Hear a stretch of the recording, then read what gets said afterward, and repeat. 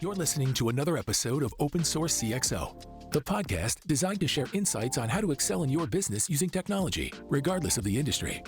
Host Robert Kehoe is a self-taught software developer who has grown to the role of CEO. Renowned for his collaborations with organizations such as Stanford University, Nelnet, and Louis Vuitton, he continually seeks new challenges to conquer in the world of tech. Accompanying him is Don Blackburn, a veteran COO with over 25 years of experience in cultivating diverse relationships and driving innovation in various technical projects. Each week, they'll be sitting down with some of the nation's foremost technology leaders to develop an open source playbook, drawing from their firsthand experiences in the field. Let's talk some tech. All right, today on Open Source CXO, we're joined by Rob McElroy and Andy Ewing, both from Unbound. Welcome. Thank you. Thank you for having us. Thanks for Appreciate having being us. here. So Unbound, this is a little bit unique territory for us at Open Source in that we haven't done any guests from a nonprofit, and might as well start with you guys because it's a very large international nonprofit. So why don't we start by telling the folks about Unbound? We are an international nonprofit. We work in 17 different countries. We serve around 280,000 families. Pretty cool is that we've never taken funds from any government or anything like that. And not to say that's good or bad, it's a position that our founders had taken. And that put us in a position where we weren't affected by these things. You know, like I was at Unbound when we were during the recession of 2008, 2009. And really, we came through it pretty well. Nice. And so, yeah, we're very fortunate in that regard because, you know, for $40 a month, you can make a big impact. And that's a lot of times. I've noticed that's trending that way for nonprofits. Yeah. A lot of the tunnels, towers, and stuff like that it's just $11 a month, or Right. and stuff like that, as opposed to make a $200 donation and then don't think about it again for a year. Right. Right. This is just Although I still auto believe withdrawal. it's probably an avenue for organizations and other businesses that'd be kind of, Well, and there is an experiential piece of it. So, like, we talk about the digital transformation. Why that's so important is we don't want people to just feel like, hey, this is my tax write-off. We want them to feel the impact that they're making. And so how we communicate that through emails, videos, even print, it's really important because there is something about, like, we want people to feel good about what they're doing too. And there is like a psychological factor. Like, I might not be able to give $1,000 and feel like I can make this big change. And that's what it's going to take because it's overwhelming. Poverty is overwhelming. Mm-hmm. But if I can make a change in this one family with my $40 a month or $50 a month or whatever you want to give a month, but, if I can make a difference in just this one family, and then I see through my 2-letter year the progress that those families are making and continue to be cultivated with the stories from Unbound and what Unbound is doing, then all of a sudden I feel like, hey, this isn't so hard. Look, I can make a change. And that we don't want just our sponsors' money. We want them to feel like they're part of the Unbound community. Yeah. We also offer awareness trips. Yeah. Which are really cool that sponsors can go on. We have 2 types. You got to like that we have a team that puts together. We're gonna these projects. They're gonna open up and accept sponsors to come, and then we also have individual visits. So you can say, I want to go visit my, a sponsored friend, and then we can set that up too. So those are really life-changing, transforming for people when they go on those, and the feedback we get on those. Usually they come back, they're very inspired and they're ready to sponsor and donate and be advocates for Unbound. That's really cool, and that's really cool to see. Yeah. And so, For sure. So your CRM is tracking all the donors. That's right. Tracking all the families as well. Mm-hmm. And you built this 20 years ago. That's right. And you're still using it. That's right. So I'm impressed by that. Yeah, Don't get me wrong. I'm not being critical. I'm just impressed that it's. I told you he's our magic bullet. well, Andy does a great job on everything she does too. I want to make sure I shout that out. So, but we're very fortunate that Andy's she does a great job of sponsor care, donor care, and really elevating our experience with our sponsors. And she does a great job of retention. And but yeah, it's pretty wild that when we have new people start, they always think it's legacy, right? They want to say this is legacy, and how it looks. How I explain that to people is, yes, how it looks could be outdated, right? But have you ever been to Costco, or they're using a DOS-based system, right? If you watch them punch in, so it's really, we have all the data, and what is behind it is anything can sit in front of it.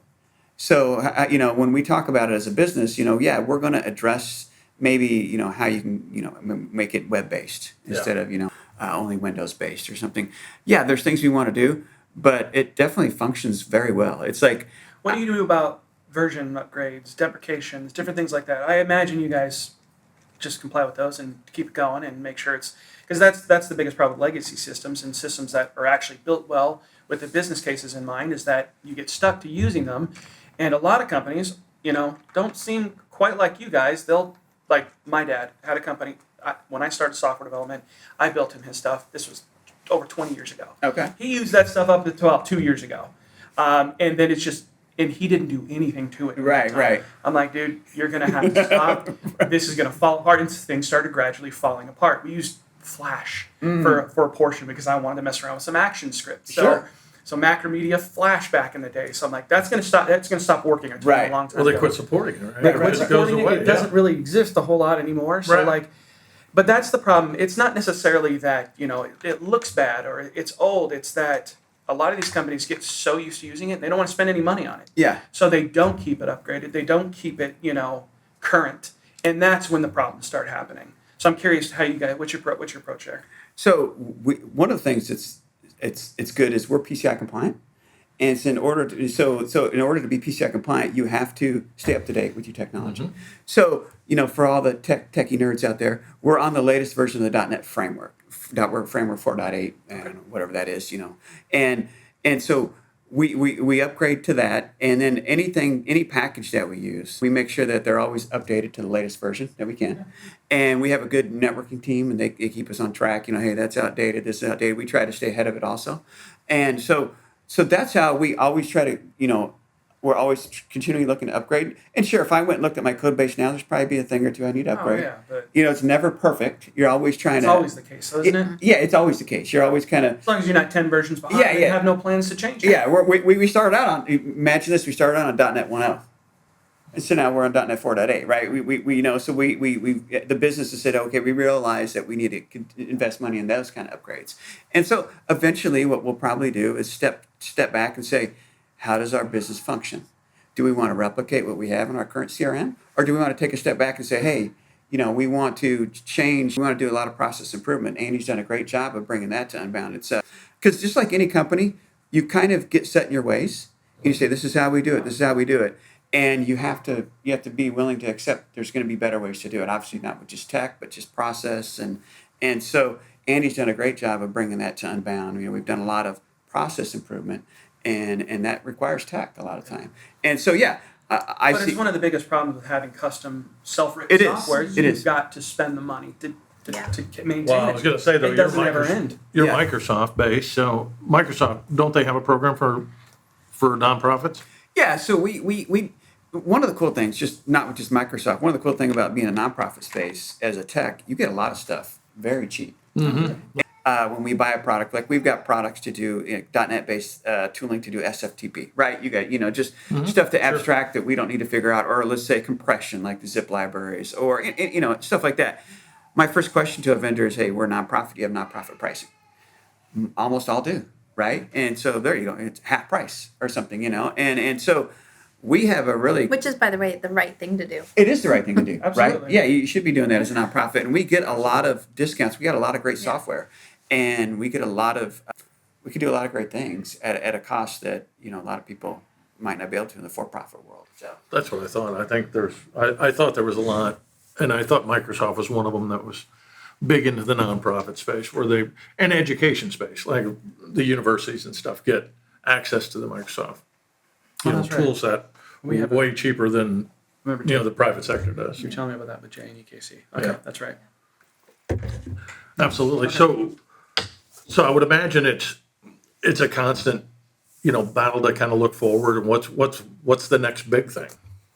you want to talk about some of the next big things that we have going, Andy? Or? Well, I think there's a Aren't you done though? Like we should be fit. Like you're not doing anything else. CRM, right? That's all you Well, need. we're It's good for another 20 years. We're taking our website and we use Sitecore CMS, Sitecore Content Management System, and it's .NET based, and we're going to go from there. their on-prem solution to their cloud-based SaaS solution. We're going to do that next year. Is your guys' website fairly elaborate then? Do you have a lot going on in there that ties into your, whatever? CRM? Yeah. Yeah. You can log in and you can see your Oh, accounts and you can do all that kind of stuff. So Like donor scan? Is that yeah, what you- yeah, okay. yeah. And so you can go on there. You want to add another sponsorship. You want to pay for your sponsorship. You want to Your letter, get your, Yeah, see your letter, videos. your videos. Got it. We're really trying to push more and more people to use the login and then create, like what we're going to be able to do with the new website platform is to create these personalized experiences post login that will help cultivate that relationship even more. And manage your account. I'm Yeah. guessing, manage your donations, manage your, Yeah. the end of the year, there's a lot of movement Yeah. around. I need to print out my statement Yep. so I can give it to my accountant and stuff like that. And that's, I mean, we're using SMS as kind of that vessel to drive people to the website and get away from, print. And we've just did a couple things this spring and we've reduced print in a couple areas by 60%. So, Save the trees. save the trees, save, postage. save the money. Save the money, right? Yeah, I mean, and so, it just goes back to having to continuously be really scrappy to keep that 90% to our families. So, but yeah, our website, I mean, when you think about it, like probably now and definitely as we move into the future, customer experience is going to be organizations' websites. I mean, that's, you're going to be more and more, especially as we target the younger generation, people are more doing self-care. Nobody wants to call in. I mean, please, our call center is amazing and our But employees are self-serve great, is but totally yes. self-serve is definitely the way to go, and self-serve is only as good as your website. So it is probably one of the most important things that we get right from a customer experience perspective. So what's the makeup of your guys' technical team? Like obviously experience is critical. So I imagine you have some UI UX folks on there, some QA people. I'm curious what's how many developers you guys have on or Yeah, so On your tech overall, team, I we should have say. 17 people on our tech team. okay. So it's a fairly small tech team. Yeah. And we have a networking infrastructure side. And they help manage our internal, infrastructure and our cloud-based infrastructure. So and then we have business analysts and project managers as part of our technology services team. And then we have a QA team. And then shout out to Jessica and Alejandra. And that'll get me in trouble because I didn't shout everybody else. But Now you're going to have to name everybody. yeah, and I'm going to have to name everybody. And then we have a development team. And honestly, I still do development as CTO because we're so small. And so I code every day, right? So I'll have a meeting with Andy to try to Is it figure good out. or bad? I don't even. Ah, I think there's something in there. Like I would imagine, at least a lot of people I follow on LinkedIn, they're like, CTO shouldn't code. But I'm like, well, they gotta, stay. you got to be able to speak the language, Yeah. right? You got to be able to. And He's super fast too. well, and I don't know. If That's the problem. If you're good and you're fast, you almost kind of just want to do certain things yourself, and that becomes dangerous. Even as COO, I still sometimes am getting in the weeds on things. It's just, I think that is one of the really fun parts about being in a smaller organization is getting to do both, be the strategic leader and visionary, Right. but also like get in the weeds and help, an employee figure something out. And I do think if I kind of agree. Like the further you get away from it, I've seen this. The further you get away from doing You the lose a work, little like your respect, right? vision yeah. isn't as sticky. Well, you still So- code, right, Rob? I mean, I actually, they won't let me touch our client projects, Okay. so I'll have to get my fix by doing our own internal software. So yes, I still do. Just they don't want me doing client projects anymore. well, and I understand when a company gets a certain size. Potentially, your set of skills, you understand that space, but now Yeah. your set of skills are, dealing with customers. Well, that and I do a lot of the AI stuff right now, or at least I talk with my Yeah. director team and we figure out. So I'll do solutions a lot. I'm really good at that part. I don't get into coding on projects, but similar. I still get my fix because I've been a coder for 25 years. Right. So I still get my fix, and I feel like I have to do the same thing. I don't want to lose everything I've spent my entire career building. So and it changes so much anymore. I'm just like, okay, I got to stay in the game. Right. You say that, but you're building the second version of our CRM. Yes. Because it changes. Everything changes. Right. Like, all right, well, I don't want to do it that way anymore. There's a better way. That's just the way tech is. So, It is. And I And you don't trust anybody and now else to it's do it. now our platform under the at the core has a lot more AI built into I it know. than previously, because that's a new thing in the last few years. So. I'm really looking forward to it. And you guys, If only I could get a delivery I've been busy. date I on it. haven't yet. We need to- yeah. you guys do. What's your main stack? Is Laravel? Well, we do a lot of PHP Laravel development. Okay. We do have a .NET team. We have a whole, so we do a lot. We do Python. We do Golang. Like we do everything. Okay. Just because when somebody comes to us, it's all over the board. Everybody uses so many different things. Right. We've got a number of teams .NET for clients now. A lot of mobile so- stuff. Like we do a lot. But we have, we're not big either. There's 30 of us. That's pretty cool. Yeah. But yeah, that's a nightmare in itself, because now we have I know you guys have one team to manage. Ours seems like a bunch of tiny teams all over the place. You Yeah. know? So I've got to have 4 20 CTO levels, and they're awesome. I love my directors, but I have to have 4 of them to manage lead developers who then manage other developers. It's different as an agency, But it's Yeah. cool. It's fun. We have lots of different cool projects, lots of different tech stacks we get to touch. We do a lot of Yeah. embedded development, Oh, and that's cool. hardware based kind of stuff. Gotcha. So really cool things. So we're all over the place. But yes, you're right. Core, PHP Laravel, that's my jam. That's Yeah. why I said you're .NET. That's the wrong Hey, choice. that's right. That's right. I knew- I knew- I knew. I started in, a long time ago. So PHP was, it's free. It was free. So Yeah. that's how I learned. It's funny, we do have, among the developers, there is a certain bias in tech stacks, right? So it's funny when the .NET developers get together with the Laravel developers and start comparing notes. Yeah. They start comparing notes. Oh, no, that's... Well, one thing I've learned, and when you come out of college, you come with a certain set of skills, and you want to add, you think, okay, I'm going to apply what I learned, and you're going to do that, but it's really what you learn as your career progresses. It's really just adding value. Yeah, we have certain languages that make sense, or certain tech stacks that make sense, or certain architectures that make sense. But really, at the end of the day, business just wants you to add value. Like Annie, and when Annie and I talk, I don't tell her, well, we're going to use this .NET class, and we're going to do this and this. I don't get into the tech details. Like Annie's like, hey, can we do ABC? I'm like, yes. That's what the business wants to hear. As long as right? you can maintain and support the tech, it doesn't really matter. Yeah. Right? I mean, as long as you pick can the be right efficient, your server costs aren't too high, you use the right tool for the right job. In Exactly. most cases, you're right. It doesn't make really sense. So I'm interested in, we've kind of danced around the subject of AI and how you're using it and so forth. Do you have, I like talking to people about this now. It's the Wild West of AI now, right? It's Nobody new, knows. It's all over the place. We like talking to people about. I like how to do you hear see it different fitting? perspectives, right? Because, some people are diving full headlong. I'm going to replace half my staff and use AI. And other people are going, no, that's crazy. It's too early and I'm going to hang back. Do you use it for development? I know that Claude has a really cool command line interface that you could use. And honestly, I've been messing with that. I kind of like it. It's still got a ways to go. I'm just curious. You guys use anything like Well, that? in his case, it'd probably be Copilot. Yeah, we're using Copilot. Okay. Some we have, on the side, kind of like what you said, Rob, earlier. Sometimes I'll go out and do some investigation and stuff to see how it apply to the team, the solutioning of that and stuff like so. So I've looked at other, I think it's Windsurf. I looked at some other Right. platforms, and they look decent. But since we're a Microsoft shop, we stick in Visual Studio a lot. So we really haven't dived into Visual Studio Code much, really Visual Studio. And so we're using GitHub Copilot, the Copilot that's part of that. And so, yeah, we've seen some uptick in, efficiency? Yeah, some efficiency. You don't let it write all your code for you? we're not there yet. Hey, if you go on social media, you'll see people writing entire systems on yeah. Copilot Coding and just complete garbage. But it's Yeah. no. But do you think it's saving you time?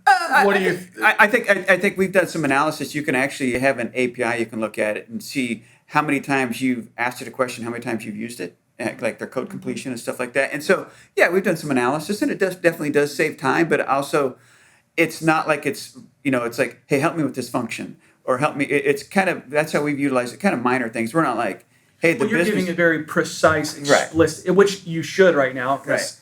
context is a massive issue. Correct. in Yeah. AI. It's keeping that context, and we don't just walk in and Andy starts talking to the AI and then we go, okay, it's done, Andy. It's cooked it, and we're going to publish it today. Put it in production. Right. Put it in production. So we utilize it in a way that makes sense, and we've also, yes, our development team. So our development team uses it, but we also use AI to help write content, and so we've got AI that all of our friends, besides photos and videos and letters that they write, when they enter the program, we have what's called a family record. So we kind of get a synopsis of where you're at, your living conditions, your health summary, all that kind of stuff. And we'll take all that data and use AI to summarize it. Yeah. Right? And so we want to put that on the website, And Brilliant. translate it. and translate it. Yeah, and translate it. We use AI to translate, and so we do a lot of those kind of cool things. Like in the video, if you watch a video from your friend that's in another language, it'll be translated in English. That's obviously AI doing that, right? We use in Azure's doing that for us. And so that's how we lean into AI, is to help us become more efficient. Great. But then like earlier when I was talking about how we use it to automate our photos, the value that, if you had to sit and look at photos all day, which we used to have people do, sit and look at 2 photos and go, yeah, they're the same. Now you can add more value at Unbound, doing things that, really apply to the families versus doing that function. That's where we've seen a lot of good stuff come out of AI. Yeah, like so from the staffing component, it's not about like replacing staff. It's about we have so much to do, and like we have all these great ideas to evolve our programs and experience. But the resources was what always held us back. But AI taking on some of these other tasks has allowed us to free people up. So now that we can work on all these great ideas that were just sitting on a shelf. Right. So it's not about replacing. And I will say we still have to QC everything that AI does. 100%. Absolutely. So it's not like we can, and I don't know. It's going to be a while before I would ever feel comfortable without having a human, doing that QC work. So AI is great for efficiencies. I think it's an we're. aid. It is. That's what it should be. Yeah. At least right now. Who knows Right. where it's going to go? Yeah. But Right. Yeah. I agree with that. That's Yeah. And I definitely think we have lots of more opportunities. We have several ideas on how to continue to use it to help with process improvements and efficiencies, but definitely not looking at it to replace people. No, but I like the way you look at it. It's more that frees people up to do other you could important things. do more with it. You're not Correct. trying to, Yeah. you could just do more. One thing I'd be curious about your guys' perspective on is, not to date myself, but I was around before the internet, okay? And then the internet came online, and then you had search engines, right? And Google became the predominant one, obviously. And now, how is AI going to shape search, right? Because now when I type in Google or Bing or whatever, call it your favorite search engine, now you're getting AI results. You know where I go now? I just go to ChatGPT. Exactly. And it's crazy because I can give it more context. Right. And it gives me better answers. Now, granted, I'll still use Google for various things because the problem with AI right now is that still it's trained. So it's not instant data. It's stale data. Right. And that's why they have RAG and all these other things that you can do with ChatGPT to help kind of give it fresh data. But that's inherently the problem with it, is that it's stale data. So what you're searching for may not be completely accurate, but it's still brilliant for what it does. As somebody like a nonprofit like us, that's where we got to figure out how can we make sure, is somebody going to search? We got to figure out how you're searching on the internet now, and how we can make sure our website meets that in the AI world, right? Because hey, I want to find a nonprofit that can do X, Y, Z. Do ads pop up now when you're doing a search in AI? They don't yet, right? Right. So you got to changing SEO. changing SEO. We got to Yeah. as a nonprofit, that's going to be a challenge. We're going to have to get our arms around, and figure out how we can stay ahead of that and be in there, because And that's still being developed right now. It too. is. Like We that don't is know. so new. Yeah. Right now, it functions similar to SEO, but I could see that changing quite drastically. There's already stuff you can do in your robots.txt file just to change all that. So that's going to be just vastly different as the years go on, in my mind. And then advertising will come into it. Oh my God, absolutely. And There's once no way advertising gets involved with ChatGPT and Claude and everything Right. else, then it's just going to ruin it. It's just I know. gonna See, go that's the right thing back. is that's why I use ChatGPT all the time. I Because go there's no there- sponsored Yes, results, right? I feel like it's a cleaner But there's recommendation. sponsored is coming. You know it is. But once that happens, you're right. It's gonna. But I do wonder about the SEO and what that's gonna do for Google Ads. And my husband's starting a business right now, and so we just built him a website, and we're getting ready to go through the Google Ads thing. And I was just thinking that the other night, like, I don't go to Google and look for things. I go to ChatGPT. How is this going to impact? I personally still go to Google to look for, like, if I needed an accountant, or if I needed like a vendor or supplier, something local to me. I still use it for that sort of thing. Google Maps, even if it's local. But I think you're right. I It's go to changing. ChatGPT because Do you really? Because It's You're still right. searching Google. I was So- looking for I got a speeding, not a speeding ticket, but a stoplight ticket. I'm like, well, I need a lawyer. I didn't go to Google. You're right. I went to ChatGPT and I called the first person on the list. Yep. That's- Because he it handled does. my I stuff. feel like Yeah. it's not. Was It's he not being driven sponsored? by. Did he pay for that? No, he did not. Oh. I don't think he knew he was on ChatGPT because Well, he would. it was very interesting. He Right. knocked my stuff You got to out, wonder but- the algorithms that are behind that, right? Because there was a lot of trying to figure out SEO. As a company, you're like, hey, what do I do? How do I make my HTML? How do I do this? And now you're gonna have to figure out how am I gonna make my site AI, Yeah.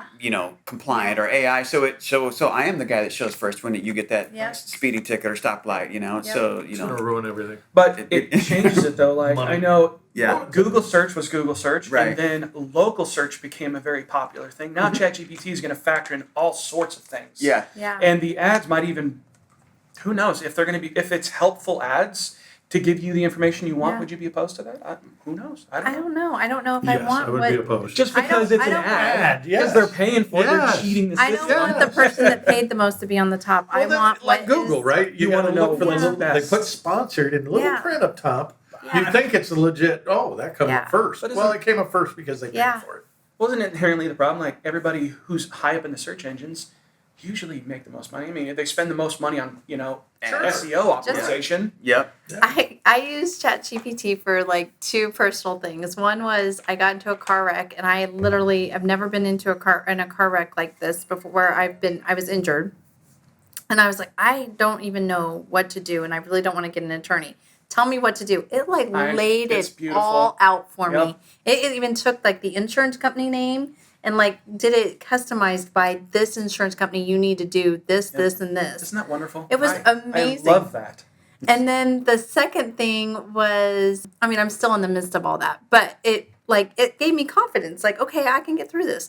The second thing was we did some remodeling, and I used it and just took pictures and said, okay, what can fit in this space? And it designed like you can have this big of a island and etc. Okay, so you just took a picture of like your living room or your kitchen. It Yep, sounds like yep. took a picture of your kitchen and uploading it into Yeah, and said, and then You can have it. Its image capabilities Yeah. are getting crazy good. which one? ChatGPT. ChatGPT. I did that at the Sigma. cafe earlier because we want to build a reach-in underneath our, and I took a photo. Yeah. I actually had it generate me Yeah, a rendering of what it would look like. yeah, See, there's software Wasn't out there. great. There's It's getting apps better, out there, but- and there's software out there. yeah, but you and have that's to pay what- for that. Right, we've been looking at them lately because we're doing the master bath. Oh, So do I'm you need a going- contractor?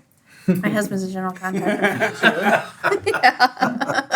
He just started his own business. You better hurry. I'm meeting the contractor I'm going with at 7:00 tonight to give him a fat check. So, no, I'm not doing the contractor like a sub Yeah. kind of thing. I'm Yeah. doing a company that But does I it. think AI is absolutely, it's changing the game for almost everything. Yeah. Self-serve, like you were saying, self-serve earlier, that's just making it even more possible. Yeah. Just The getting the problem information is- you want as quickly and as adapted to your personal situation is going to be huge. But don't you think the problem is going to be it's still going to hallucinate an X% of time, 10%, say. Define if it's- hallucination. Well, that's the problem. Is I think it's happening. You're hearing It's stories making now where stuff up. Well, it's Yeah. making stuff up. It's all context. It's learning from the internet. So, I think that the best one was it's getting better though. They were talking about ChatGPT, what it's going to be in like version 7 and version 8, and how it's going to just be so vastly smarter than anything you could ever do. one of my other favorites is one of high-ranking attorney was presenting a case and citing Oh, that's right. Citing cases that didn't citing exist. cases. It made stuff up. It made stuff up. It made up the plaintiff. It made up the judge. It made up. It was a story. It made up. It to made fit up the an entire narrative. story, and they believed it. Right? And they used it. put it. They used it, and went to He like. forgot to put in his prompt. Make sure this is all true. Yeah, right. And then they got caught. Right? Yeah. It was like, Got well, that doesn't even exist. And they went, oh. But No, they'll you make, do they'll have to be skeptical. I mean, you have to even like with my insurance claim, it came back with like some things that were like, that cannot be the way to handle that. But so you have to you definitely have to put the prompts in and ask like questions and very It makes you think specific. a little more. But we're designing and developing a app around healthcare. I don't want to get into too much of it, but we'll use AI to talk about pain management and things like Yeah. that. But there's got to be guardrails. So many guardrails. It's 'cause you manually can't- curated. Yeah. Yes. And the Yeah. content, it can be sort of borderline, ideas and even some of the content in the, Yeah. but it has to be curated by medical professionals. That's what he's doing. That's really cool. Yeah, I've used it for that too. Well, how we've used it, like we've set up some RAG and AI. With what we've done is You guys have implemented that into your system? Is that the RAG? Well, we just started recently. What we did was our CRM that we use for the international offices. We call it Portal, and it's just a website that has a window into our CRM data, and they push and pull data to us. And so it has instruction manuals, Okay. right? So we created an agent. We sucked in all those documents, created an agent that internal people can just talk to in Teams. Just vectorized it and Yeah, exactly. chat with it. That's Yeah, awesome. yeah, and so we did the same thing with we get project evaluation. They give us a whole bunch of data, and they want to summarize it. And so we're not running like an open source version. We're using Copilot, and so we didn't have to it's doing the vectorizing Oh, is behind it? the scenes. Okay. Yeah. Oh, Now on my own though, convenient. it's convenient. On my own, I am looking at I'm running DeepSeek on my own and trying to test it out to see how it compares to. DeepSeek, huh? Well, Olama, like some of those. Oh, okay. Yeah, So yeah. that's Meta's version, right? Yeah, Metaverse. It's just open source. You can plug in different models and stuff like that, and so different LLMs, and so. But using Microsoft's Copilot Studio, we're testing out, see what kind of responses it gets. It's been decent, Yeah. and you tell it here's the knowledge that you can look at. It's amazing how fast it's moving. It's moving very fast. It is. Scary And, fast. There's no way to project what it'll be Well, I a think year from now. Say nothing about 5 years from now. It's Well, there's just so many use cases for it. I mean, even like we did a deep dive on something, and one of my team members had the idea of taking like all the comm logs of the certain topic and just throw it in there, and it came back with like a summary. I mean, Yeah. what would have taken, I don't know, maybe a day to go through all those comm logs and figure it out, and then humanly come up with what is our conclusion? It like took maybe 45 seconds. I don't know. Yeah. It's like you still have to, but you do still have to like vet it and go, okay, well, I mean, like words. Yeah. You I know, think though, like with any new tech, description of though, words. sorry, Andy. I think like with any new tech, I've always heard that this tech's going to replace developers, or this tech's going to replace. I think long term we're going to any new technology ends up being some kind of job growth that we're not even aware is going to happen yet. And so it's like yes, will jobs get subtracted in one way, but they'll probably They'll get probably added. add it. Exactly. That's what I was just thinking. It's like, sure, it may alter the landscape. Yeah. You might, do one thing now that may not be done quite that same way in the future. Right. And then, if anything, it'll add jobs, What is the AI job that they just created? Prompt developer. Prompt developer. That is a new and job. That's Prompt new to me, engineer. yeah. Prompt engineer. That is Yeah. it. Yeah. That's and that one is it's like writing queries anymore. Yeah. Yeah, that's true. So I mean, it's just in English, but still, like Yeah. that's the thing. So, anyways, Yeah. now very elaborate ecosystem of things that we can talk about there, but Lord Almighty, Right. we're doing yeah. a lot with it. I'm very interested to see where it goes over the next couple of years for sure. well, I think we've covered a whole lot. And Is there there's anything? no official outro or anything. No, no, We no. just no dance. We don't dance. No. Well, that's There is a third secret phase of handshake we'll teach you later, but no.